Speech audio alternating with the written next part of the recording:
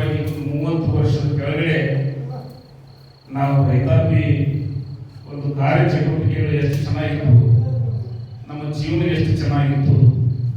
ಇವತ್ತು ನಾವು ಆಕಾಶದಾಗ ಹಾರೋದನ್ನ ಕಲ್ತ್ವಿ, ಜಗತ್ತಿನಾಗಿರೋ ಜೊತೆ ಇಲ್ಲೇ ಕೂತ್ಕೊಂಡು ಮೊಬೈಲ್ನಲ್ಲಿ ಮಾತಾಡೋದು ಕಲ್ತ್ವಿ, ಪ್ರತಿಯೊಂದರಲ್ಲೂ ನಾವು ಸಾಧನೆ ಮಾಡಿದ್ವಿ. ಆದರೆ ನಮ್ಮ ಹಿರಿಯರು 100 ವರ್ಷ ಬದುಕಿದ್ರು ಅನ್ನೋದನ್ನು ನಾವು ನೋಡ್ತೀವಿ.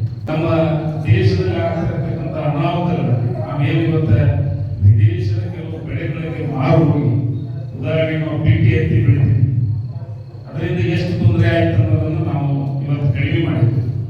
ನಮ್ಮ ಮೂಲ ಬೆಳೆಗಳೇನಿತ್ತು ಅವನ್ನ ನಾವು ಉಳಿಸ್ಕೋಬೇಕಾಗಿದೆ. ನಮ್ಮ ಮೂಲ ರೈತ ಪದ್ಧತಿ ಏನಿತ್ತು ಅದನ್ನು ನಾವು ಉಳಿಸ್ಕೋಬೇಕಾಗಿದೆ. ಇದ್ರ ಬಗ್ಗೆ ವಿಶೇಷವಾದಂಥ ಚರ್ಚೆಗಳಾಗಬೇಕು. ನಾವೇನಾಗ್ತಾ ಇದೆ ಅಂತಂದ್ರೆ ನಮ್ಮ ಎಸ್ಪೆಷಲಿ ಕುಂದಗೋಳ ತಾಲೂಕಲ್ಲಿ ನಮ್ಮೆಲ್ಲ ನಾಯಕರಿಗೆ ಒಂದು ಏನು ವಿನಂತಿ ಅಂತಂದ್ರೆ, ಬಹುಶಃ ನವಲಗುಂದ ನರಗುಂದ ಅಂದ ತಕ್ಷಣ ಬಂಡಾಯದಲ್ಲ ಅಂತ ಹೇಳ್ತಾರೆ. ನಮ್ಮಲ್ಲಿ ಅನೇಕ ವಿದ್ಯಾವಂತರಿದ್ರು ಕೂಡ ಕುಂದಗೋಳದಲ್ಲಿ ರೈತ ಸಂಘಟನೆ ಒತ್ತು ಕೊಡ್ತಾ ಇಲ್ಲ, ರೈತರ ಚಿಂತನೆಗಳು ಆಗ್ತಾ ಇಲ್ಲ. ನಾವು ಇದನ್ನು ಮೊದಲು ಮಾಡಬೇಕಾಗಿದೆ.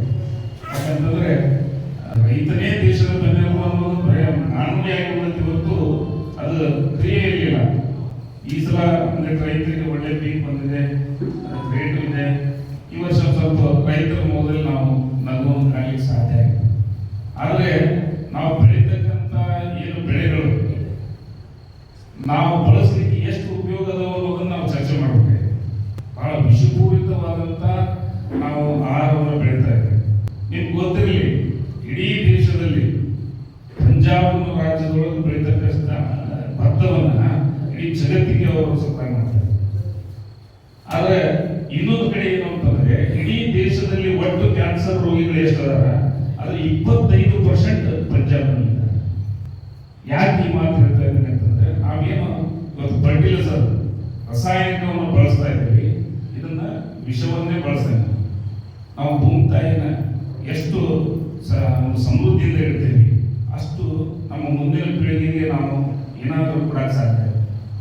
ನಾವೆಲ್ಲ ರೈತರ ಚಿಂತನೆಗಳು ಏನಾಗಬೇಕು ಅಂದ್ರೆ ಸಾವಯವ ನಿಟ್ಟಿನಲ್ಲಿ ಮತ್ತೆ ನಾವು ಹೋಗಬೇಕಾದ ಅನಿವಾರ್ಯತೆ ಇದೆ.